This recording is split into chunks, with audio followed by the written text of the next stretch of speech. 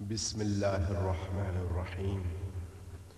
السلام علی الحسین وعلی علی ابن الحسین وعلی اولاد الحسین وعلی اصحاب الحسین۔ کربلا کے بعد اہل بیت اطہار علیہم السلام کو کوفہ لے جایا گیا۔ وہاں جناب زینب سلام اللہ علیہا کو 12 دنوں تک قید خانے میں رکھا۔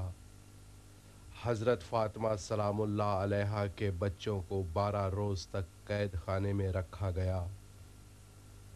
امام زین العابدین علیہ السلام کو قید خانے کے گوشے میں رکھا گیا۔ اسی کوفے کے قید خانے میں 2 ننھے قیدی پہلے سے موجود تھے۔ ہاں، آپ سمجھ گئے ہوں گے، کیونکہ یہ 2 ننھے قیدی جناب مسلم ابن عقیل کے بچے ہیں جو اب یتیم ہو چکے ہیں۔ عبید اللہ ابن زیاد جو کوفے کا گورنر تھا، جناب مسلم ابن عقیل اور ان کے بچوں سے ایک خاص دشمنی رکھتا تھا۔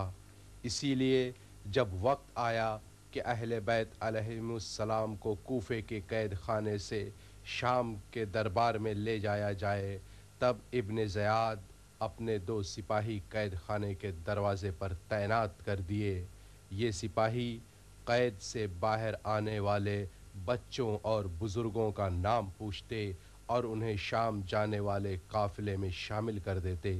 جب جناب مسلم کے بچوں کی باری آئی اور انہوں نے اپنا نام بتایا، تب ایک سپاہی نے کہا، ہمیں تمہارے لیے ہی ابن زیاد نے بھیجا ہے۔ تم دونوں کے لیے ابن زیاد کا حکم ہے کہ تم اس قید خانے میں رہو گے۔ یہ سن کر دونوں بچے رونے لگے۔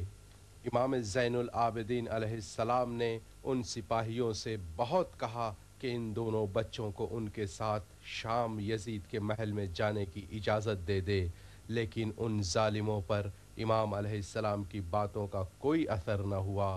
امام علیہ السلام کے قافلے کو شام کی طرف روانہ کر دیا گیا اور ان دونوں بچوں کو دوبارہ قید خانے میں ڈال دیا گیا۔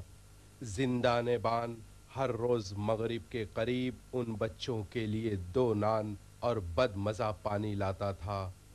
یہ دونوں بچے دن بھر بھوکے اور پیاسے رہتے تھے۔ ایک دن بڑے بھائی محمد نے اپنے چھوٹے بھائی ابراہیم سے کہا، اے بھائی، ہمارا یہ کھانا مغرب کے نزدیک لا کر دیتا ہے اور ہم دن بھر بھوکے رہتے ہیں۔ اس سے بہتر ہے کہ ہم لوگ روزہ رکھا کریں۔ اہل بیت علیہم السلام کو شام لے جایا گیا اور کچھ عرصوں کے بعد جب انہیں شام کے قید خانے سے رہائی ملی تو امام زین العابدین علیہ السلام نے یزید سے یہ خواہش ظاہر کی کہ وہ عبید اللہ ابن زیاد کو حکم دے کہ وہ یتیمان مسلم بن عقیل کو رہا کر دے، تاکہ امام علیہ السلام ان دونوں بچوں کو اپنے ساتھ مدینے لے جا سکیں، جہاں ان بچوں کی غم زدہ ماں اپنے بچوں کا انتظار کر رہی تھی۔ یزید نے عبید اللہ ابن زیاد کے نام ایک خط لکھوایا جس میں بچوں کی رہائی کا حکم تھا۔ جب کوفے میں عبید اللہ ابن زیاد کو یہ خط ملا تو اس نے اس حکم نامے کو ٹھکرا دیا اور مجبوراً اہل بیت علیہم السلام مدینے چلے گئے اور یہ بچے کوفے کے قید خانے میں ہی رہ گئے۔ 1 سال کا عرصہ گزر گیا۔ ایک روز بڑے بھائی نے اپنے چھوٹے بھائی ابراہیم سے کہا کہ آج جب زندان بان ہمیں کھانا اور پانی دینے آئے گا تب ہم اسے اپنی پہچان اور تعارف کرائیں گے، شاید ہماری آزادی کا کوئی راستہ نکل آئے۔ مغرب ہوتے ہی ضعیف زندان بان جس کا نام مشکور تھا آیا۔ دونوں بچے ہمت جٹانے لگے اور پھر محمد نے مشکور سے کہا، اے شیخ، ذرا نزدیک آنا، مجھے آپ سے کچھ سوال کرنے ہیں۔ زندان بان نے سختی سے جواب دیا، کیا بات ہے؟ مجھے فضول باتیں پسند نہیں، جلدی کھانا کھا لو، مجھے برتن واپس لے جانا ہے۔ بڑے بھائی نے کہا، اے شیخ، کیا آپ پیغمبر اسلام کو جانتے ہیں؟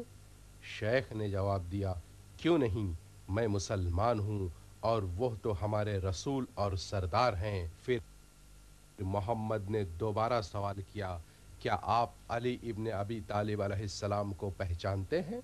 मशकूर ने कहा, हाँ हाँ, क्यों नहीं, वो हमारे इमाम और नबी के दामाद भी हैं। फिर मोहम्मद ने पूछा, क्या तुम इमाम हसन मुश्तबा अलैहिस्सलाम को पहचानते हो? जवाब दिया, हाँ, वो तो हमारे दूसरे इमाम हैं। फिर सवाल किया, क्या आप इमाम हुसैन अलैहिस्सलाम को पहचानते हैं? जिंदाने बान ने जब इमाम हुसैन अलैहिस्सलाम का नाम सुना तो रोने लगा और रोते रोते कहने लगा, हाँ, वो तो मेरे तीसरे इमाम हैं। खुदा लानत करे उन पर जिन्होंने आपको शहीद किया। एक मुद्दत से मैं इमाम हुसैन अलैहिस्सलाम की मजलूमी पर गिरिया जारी कर रहा हूँ। ये सुनकर दोनों बच्चे उसके साथ साथ रोने लगे। तब फिर से मोहम्मद ने सवाल किया कि फिर तो तुम जनाब मुस्लिम बिन अकील को भी जानते ही होगे। मशकूर चौंका और कहा कि ये तुम मुझसे ऐसे अजीब सवालात क्यों कर रहे हो? उस वक्त बच्चों ने कहा, हम जनाब मुस्लिम इब्न अकील के यतीम बच्चे हैं। ये सुनकर मशकूर रोने लगा और बच्चों को गले लगाकर कहने लगा कि यह बात तुमने मुझे पहले क्यों नहीं बताई कि तुम मेरे आका व मौला के घराने के हो। अब बोलो, तुम लोग क्या चाहते हो? इस कैद खाने के दरवाजे तुम्हारे लिए खुले हैं, चाहो तो तुम आज़ाद हो, और अगर यहाँ रहोगे